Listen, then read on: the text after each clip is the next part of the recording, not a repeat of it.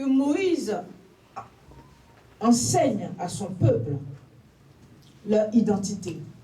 Alléluia. Il était important pour Dieu que Moïse instruise les enfants d'Israël. Pourquoi Dieu les a choisis? Quel est le sens à donner à leur existence? Alléluia. Pourquoi? Quelle est leur identité? Et le sens de leur existence sur terre. Pourquoi Dieu les a choisis? Alléluia. Moïse devait leur instruire cela. Moïse avait reçu ça par révélation. Dieu a révélé à Moïse comment les cieux et la terre ont été créés. Alléluia. Et Moïse a cru en cette révélation. Amen. Dieu nous parle tantôt de telle manière, de d'autres manières. Et c'est à nous de croire. Amen. Parce que Dieu rend cela possible en son temps. Amen. Alléluia. Personne ne peut forcer Dieu. C'est Dieu fait comme il veut et quand il veut. Alléluia. Et il choisit qui il veut. Et il fait ce qu'il veut avec la personne qu'il a choisie. Alléluia. Amen. Alléluia. Amen. Nous allons parler de la sélection, de l'élection de Moïse et d'Abraham. Alléluia. Partir d'Abraham pour comprendre ce que c'est que l'élection, ce que c'est que le choix de Dieu. Amen. Et donc nous allons partir à partir du chapitre 11. Vous savez que le père d'Abraham s'appelle Terach. Alléluia. Et le père d'Abraham s'appelle Terach. Amen. Il vivait en Ur en Chaldée, en Mésopotamie. Amen. C'était une famille prospère dans une ville prospère, dans une grande ville. Amen. Alors quand on parle de grande ville, on parle un peu de toute forme de courant. Alléluia. C'est comme, on peut dire, à Paris. Et à Paris, si tu n'es pas attaché à Dieu, tu peux te laisser emporter par les courants. Alléluia. Par les habitudes des nations et des peuples qui vivent dans cette nation.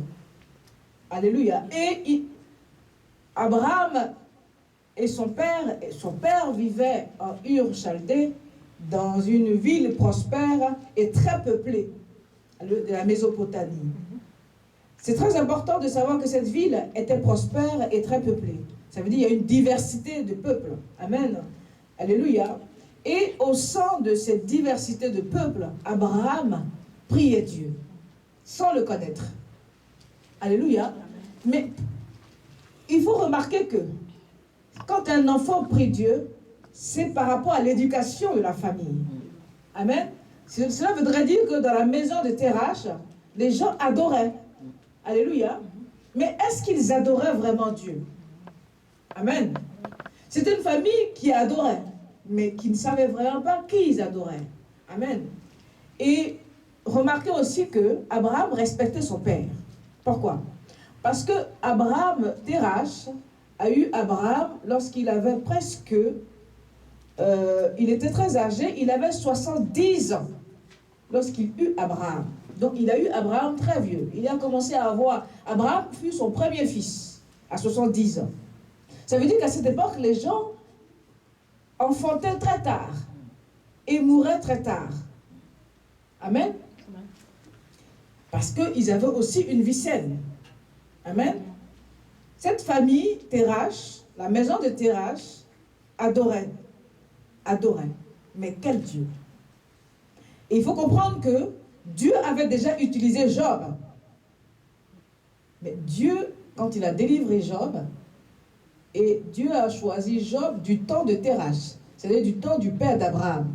Si vous ne comprenez pas, vous m'arrêtez. Je voudrais vous faire comprendre que Dieu choisit des personnes à chaque génération. Amen. À la génération du père d'Abraham, à Terach, Dieu avait choisi Job, qu'il avait éprouvé. Éprouvé pour glorifier sa puissance régénératrice. Parce que le Seigneur a renouvelé Abraham et rétabli Abraham dans ses bénédictions et dans son enfantement. Amen. Alléluia. Abraham a eu 2 enfants, Ismaël et Isaac. Le père d'Abraham a eu d'abord Abraham, Nachor et Haran. Alléluia. Nous allons lire, mais je voudrais que vous plongez un peu dans le contexte. Amen. Dans cette grande ville, ce père éduquait ses enfants. Pourquoi? Parce que quand vous lisez Genèse chapitre 11, à partir de 27 et à 32, vous remarquerez que Abraham obéissait à son père. Il était le premier fils. Il obéissait à son père. Je lis la parole de Dieu. Voici la postérité de Térach. Térach engendra Abraham, Nachor et Haran. Haran engendra Lot. Et Haran mourut en présence de Térach, son père, au pays de sa naissance, en Ur en Chaldée. Abraham et Nachor prirent des femmes. Le nom de la femme d'Abraham était Sarai, et le nom de la femme de Nachor était Milka, fille d'Haran, père de Milka et père de Gisca. Sarai était stérile, elle n'avait point d'enfant.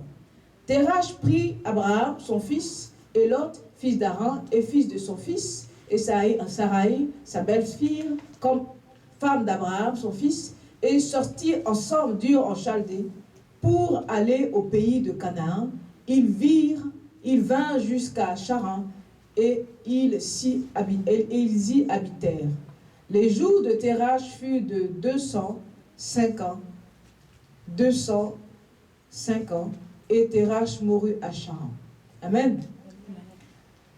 Nous allons ensemble étudier ce passage et évoluer vers Genèse chapitre 12. La Bible dit que Térach a eu Abraham. Mais quand vous faites l'étude de la Bible, vous remarquez que Térach a eu Abraham à 70 ans. Il eut 3 fils. Abraham est le premier. Et à Ur Chaldée, son 3e fils meurt. Alors on va se dire, est-ce qu'il est mort de façon précoce ou de façon brutale? Parce que la Bible dit qu'il est mort en présence de son père Térach. Ça veut dire qu'il est mort dans la jeunesse. Ouais. Alléluia. Mais Haran a eu Lot et 2 filles. Donc ce qui veut dire que Sarai est la fille de Térach. Donc Abraham, en partant, a pris sa sœur comme épouse, sa demi-sœur comme épouse. C'est l'inceste. Amen. Mais tout ce que Dieu permet, Dieu purifie. Alléluia. Puisque, vous voyez, je voudrais que vous compreniez l'élection, la providence de Dieu. Dans la providence de Dieu, Dieu manifeste. Abraham est parti de sa maison avec une femme. Il n'a pas pris une femme dans les nations où il est parti. Il a pris une femme dans sa famille, dans sa maison. Alléluia. Déjà, il y avait une préparation divine. Est-ce que vous comprenez? Ça veut dire qu'Abraham est quelqu'un de très, très famille et très organisé. Alléluia. C'est un homme de rigueur. Alléluia. Abraham va partir avec l'orphelin, Lot, et son épouse, sa demi-sœur, Sarai. Elle s'appelle Sarai, qui veut dire ma princesse. Alléluia. Abraham va partir, son père va... Vous voyez que le père d'Abraham avait 3 fils. Un est mort, il reste 2. Mais pourquoi il n'est pas parti de Ur Chaldée avec Nachor? Est-ce que vous avez remarqué que Nachor n'est pas parti avec son père? Puisqu'on dit que Térach est parti avec Abraham. Et Térach prit Abraham, son fils, et Lot, fils d'Haran, fils de son fils, et Sarai, sa belle-fille, femme d'Abraham, son fils. On n'a pas ici nommé Nachor. Mais vous allez remarquer que Nachor porte le nom de son père. Est-ce que vous comprenez? Nachor est le nom du père de Térach. Alléluia. Donc, on va se dire que Nachor devait être un homme caractériel, à qui le papa ne disait pas grand-chose puisqu'il portait le nom de son père. Et par respect pour son père, il ne réprimandait pas trop Nachor. Donc Nachor pouvait faire ce qu'il voulait. Est-ce que vous comprenez? En général, dans les familles, quand un enfant porte le nom de la mère, de la grand-mère ou du grand-père, c'est l'enfant qui n'est pas trop engueulé, qui est un peu dorloté parce qu'il porte le nom de notre père, il porte le nom de notre mère. Est-ce que vous comprenez? Et c'est tellement que cet homme, Nachor, qui portait le nom de Térach, devait être caractériel, et il a refusé de suivre son père. Donc il est resté en Ur Chaldée. Mais en même temps, là encore, nous allons considérer que c'est un choix divin. Amen. Puisque c'est à Charan que Dieu va se révéler à Abraham. Alléluia. À Charan, Dieu va se révéler à Abraham après la mort de son père. Ça veut dire qu'Abraham s'occupait de son père. Alléluia. Abraham va partir de son père à 75 ans. Donc les gens, il y avait cette force de famille. Il y avait ce lien familial très fort. Et je crois que c'est ça qui les préserve à vivre longtemps. Ce lien de famille. Alléluia. Ce lien très fort de famille qui existait du temps de Job et qui existait du temps d'Abraham et des patriarches. Alléluia.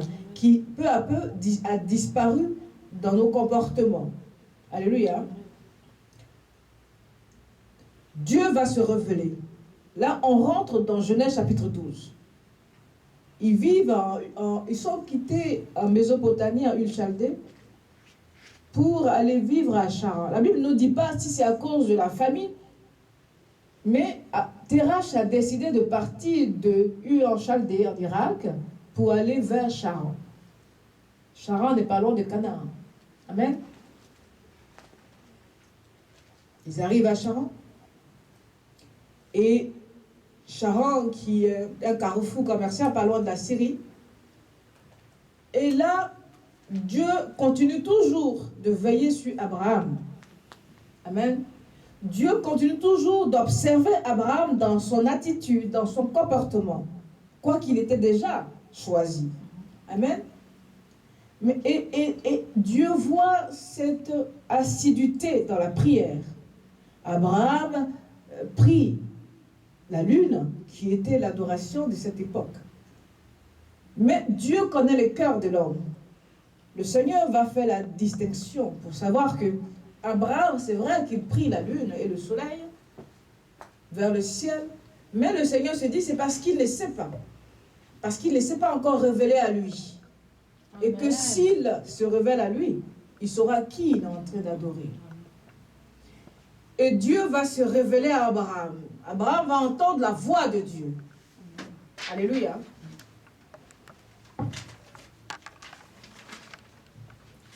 Abraham va entendre la voix de Dieu.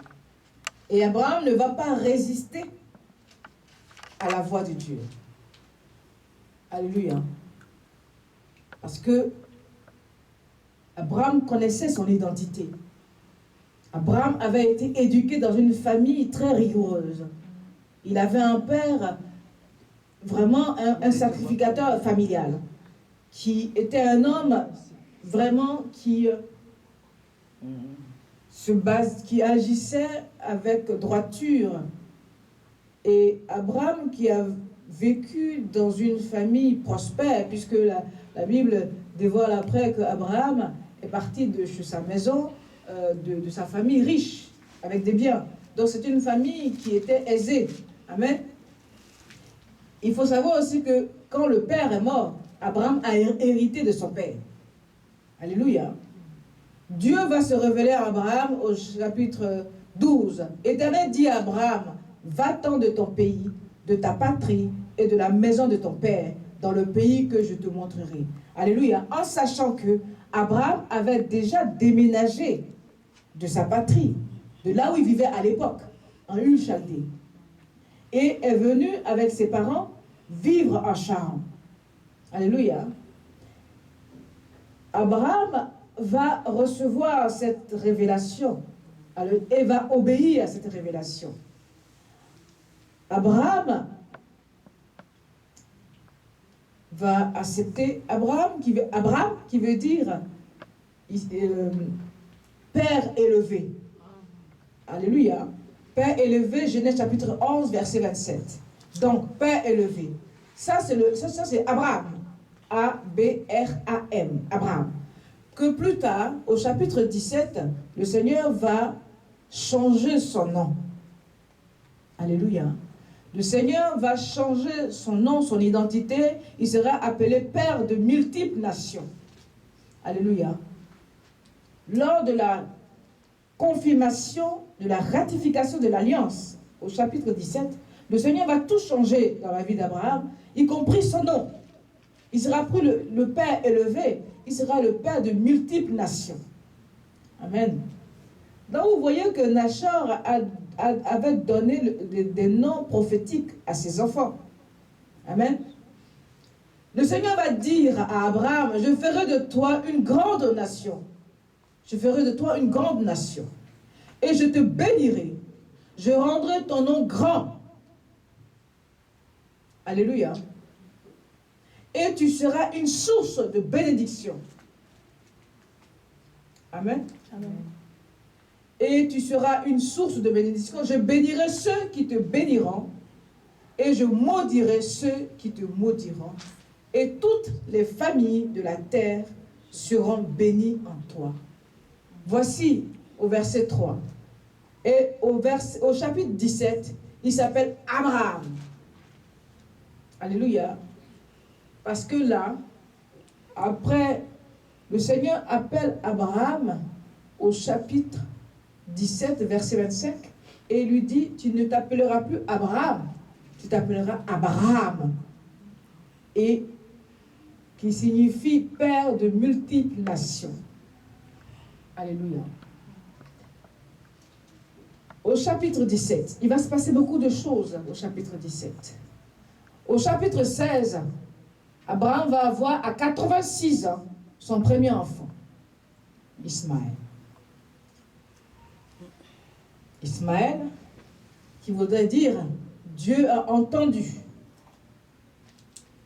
Alléluia. Au chapitre 16, verset 16, Abraham, à 86 ans, va avoir son premier enfant avec une autre femme, par la volonté de son épouse. Mais pourquoi pas celui-là qui soit l'enfant providentiel? Vous voyez l'élection. Le Seigneur a promis à Sarah que d'elle naîtrait un fils. Elle avait 90 ans. Dieu d'espérance. Amen. Dieu d'espérance. Amen. Qui rend tout possible. À 90 ans. Alors imaginez, tout est vieux.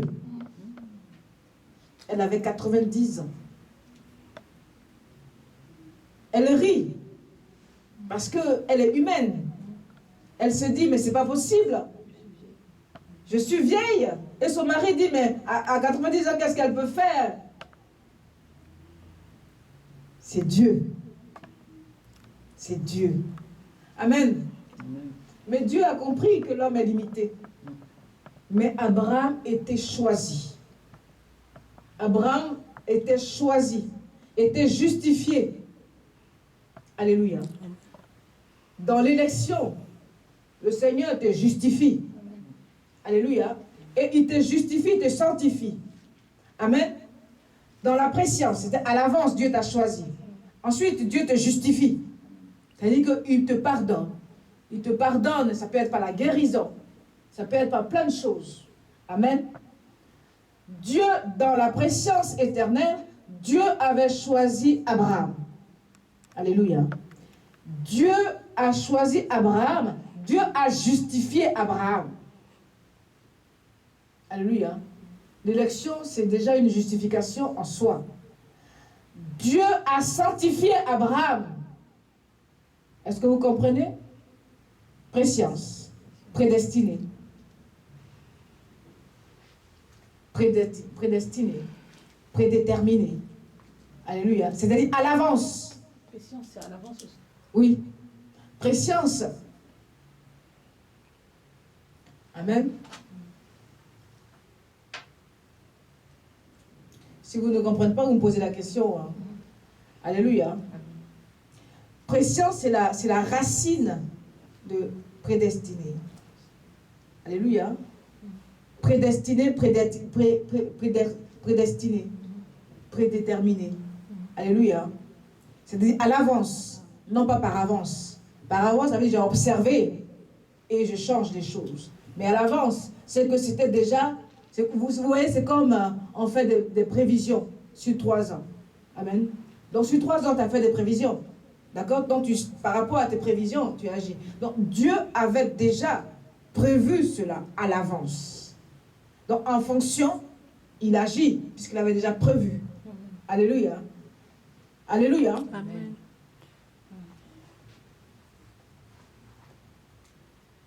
Et Dieu, au chapitre 17, va confirmer l'alliance. Mais vous savez, depuis le chapitre 12 jusqu'au chapitre 17, il s'est passé beaucoup de choses. Il y a eu beaucoup de blessures, il y a eu beaucoup de séparations. Mais Abraham était un homme de paix. Parce qu'au chapitre 13, Abraham va dire à son neveu qu'il ne veut pas de division entre lui, et donc il faut que les deux se séparent en paix. Donc c'est un homme de paix. Dieu ne choisit pas en vain. L'élection de Dieu est déjà manifestée depuis le ventre de ta mère. Alléluia. Dieu ne choisit pas parce que c'est sur la terre. Dieu t'a déjà choisi avant même que tu naisses. Alléluia. Tu étais esprit et il te connaissait. Dieu dit à Jérémie, avant même que tu ne sois conçu dans le ventre de ta mère, je te connaissais. Je t'avais établi. Alléluia. La providence de Dieu. Dans la providence de Dieu, il y a des épreuves. Mais Dieu protège. Dieu pourvoit. Et Dieu dirige. Alléluia. Dieu a parlé à Abraham. Abraham a accepté. Vous allez lire que Dieu n'a pas forcé Abraham. Il a simplement dit, s'il accepte, qu'il obéit, alors voici. Donc c'est conditionné. S'il obéit, voici. Mais cela n'empêche pas qu'il va souffrir. Et sa descendance va souffrir. Donc les grâces de Dieu, les choix de Dieu, l'élection de Dieu ne nous privent pas des épreuves. C'est partie intégrante. Alléluia. Alléluia. Amen. Mais Abraham a accepté les épreuves. On ne peut pas accepter les bénédictions et refuser les épreuves. Alléluia.